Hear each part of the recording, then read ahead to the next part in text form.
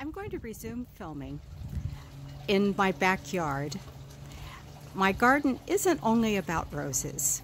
This time of year, it's also about the massive tree azaleas that I planted here 20 years ago that are growing great and really put on a display for a couple of weeks. I love the artwork I have in my garden. So you can see the plaques up, barely see the plaques that are on the wall above the azaleas. There is I believe from Haiti, a metal plaque there that's carved. My husband glazed it so that it doesn't continue to rust. Looks great. I just bought this sweet little bird bath. It was at the nursery for some essential vegetables, and I guess I have found an essential bird bath as well. I mentioned that I have a lot of perennials. Many of these are as a result of the Perennial Plant Club, of whom I'm an enthusiastic member, and they do a plant sale every spring, and so the beautiful plant with the lime green leaves, Tradescantia, with the purple flowers is a result of that sale. I believe that I didn't get that variegated iris at the sale. It's from a Perennial Plant Club member, Sharon Patrician. Another memory that one can have in a garden. Speaking of memories, this little kangaroo's paw doesn't really fit here, but I bought them as a decoration for my son's wedding last year, and man, it's happy here. It's growing very close to a moss rose that hasn't yet begun to bloom. Its buds are showing pink. It's Alfred de Dalmas, also sold as mousseline. Apparently those are just about the same. I have some pelargoniums here, Sidoides, which really sends out these, actually one's doing it, these maroon colored flowers, very sweet. Drought tolerant plant, does very well as a border. This is Coulterville Red, the red one in front. Hard to grow, not real vigorous. Probably another plant that would really like to be budded. Behind is Lady Ann Kidwell, just starting to grow. It's only been in this spot for a year. A sweet pea volunteered there in the corner, so I put a little support under it and we'll let it grow until it's spent, and then probably we'll have many of them next year from the seeds. This is Paul Naran, one of the first heritage roses that I ever bought and planted. I fell in love with this rose because of its fat peony-like buds. You can see that there. They're just almost ridiculously fat and beautiful. It doesn't focusing on that real well. There we go. And I couldn't grow peonies here. I just can't seem to be successful with them. Not enough cold in Sacramento. But by golly, the Paul Naran does fine. And here's a little better view of the bird bath. Been looking for a good bird bath for 20 years. And when I went to buy my tomatoes, there it was. And plopped in some violas to give me some color. The Plectranthus is a terrific plant. We propagated some of those for our plant sale this year because I just love how it blooms all season.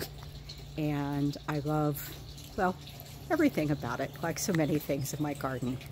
I love my garden. Behind, not yet blooming, is Beretta Street Bourbon, which is fragrant and blooms constantly. I have Anita Home Saffron here, which will never get real big. It's a rare rose, and I'm glad that I've got it so that it isn't lost. Behind is a bit of a thug. It is a salvia called Friendship Amatis. I'm not sure how to say it, Amadee. It was one of John Starnes' favorites, so I love having it and thinking of John Starnes, another person who's gone, but who speaks to me in my garden all the time. Here's Secret Garden Musk Climber. It's just fabulous how this can be trained and grown on this arbor. It's a really vigorous rose, but we've figured out how to keep it under control. And behind it is, underneath it, is Rose de Recht. And, you know, one person always called it the wretched rose, or rose de wretch, but looks good for me, fragrant, like it fine. And then next to it is an iris type plant, a walking iris, Neomerica, which is pretty terrific. It will have bright, bright blue flowers that come up on flowering stems throughout the summer.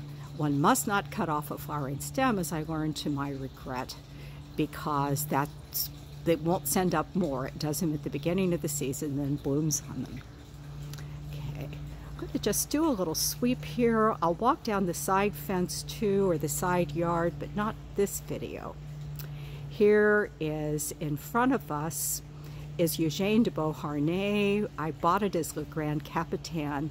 Again, one of the roses that I first planted in this garden, and it literally drew me across the nursery. It was my first visit to Vintage Gardens in Sebastopol, and one flower was blooming, I think, was just about all. It was late in the season on a rainy day, and it dragged me across the nursery and made me take it home.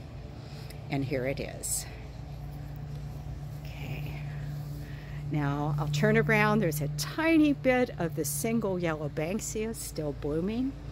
It's going up a pear tree that's much too small to support it. And in fact, it helped bring down another pear tree that went down in a storm. So, but it was very pretty this spring.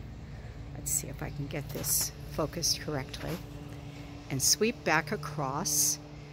Jerry Jennings gave me this hybrid tea. It's or hybrid tea, never hybrid tea. Hybrid musk, Bishop Darlington.